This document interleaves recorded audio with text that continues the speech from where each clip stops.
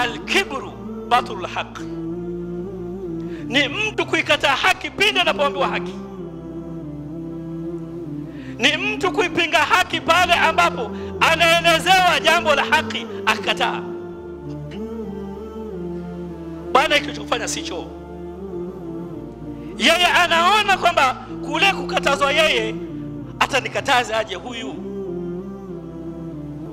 Na ndio maana vijana wengi wanapata mtihani hasa kwenye da'wa. Anakwenda kurudi kwao kuwaelezea ndugu zake, na haya yalimpata Bwana Mtume Muhammad sallallahu alaihi wasallam. Wanamwambia mtoto wa jana tu umezaliwa tunakuona hapa, utatuambia nini sisi? Utaongea kitu gani? Washasema. Ni kibri. Unaelezwa haki alafu unaikataa haki, ni kibri. Na ukiwa na tabia hiyo ya kuelezwa alafu unakataa, elewa kwamba wewe na janna itakuwa ni mbali sana. Alafu wa khamtu nas au wa khamsu nas, na ukawadharau watu.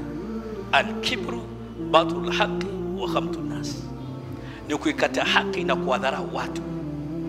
Ukishakuwa tabia kuwadharau watu tu kwa fedha zako, kwa rangi yako, kwa elimu yako, na kwa sababu wewe una cheo mahala fulani, una kibri. Na kibri ni sifa ya Allah subhanahu wa ta'ala. Katika hadithi al-Qudsi Allah anasema al-kibru ridai, kibri ndio kishali changu cha juu, ndio nguo yangu ya juu kujifunika. Kwa hiyo kwamba Allah subhanahu wa ta'ala yeye ni mutakabbir, Allah ndiye mwenye kibri peke yake. Anasema ni nani atakayenivua nguo yangu hii mimi, akajipachika yeye, ukachukua sifa ya Allah ya kwamba yeye ni mutakabbir, wewe ukawa na kibri kwa sababu ya fedha ulizokuwa nazo, kwa sababu ya mali ulizokuwa nao, kwa sababu ya cheo ulichokuwa nacho, kwa sababu wewe una wasta serikalini, basi watu wote wanaona ni wapumbavu. Kwa sababu wewe umezaliwa mjini, watu wote wanaona ni wakuja.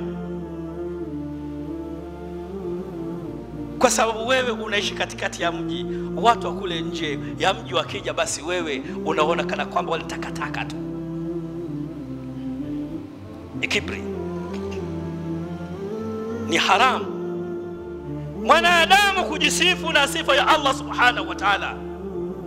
Baadhi ya wanazuoni wakaenda mbali, asema yule ambaye ana kibri basi yeye amefanya shiriki. Ndugu zangu katika imani, asa an yakuna khairan minhu, huenda yule ambaye unamdharau akawa ni bora kulikoni wewe.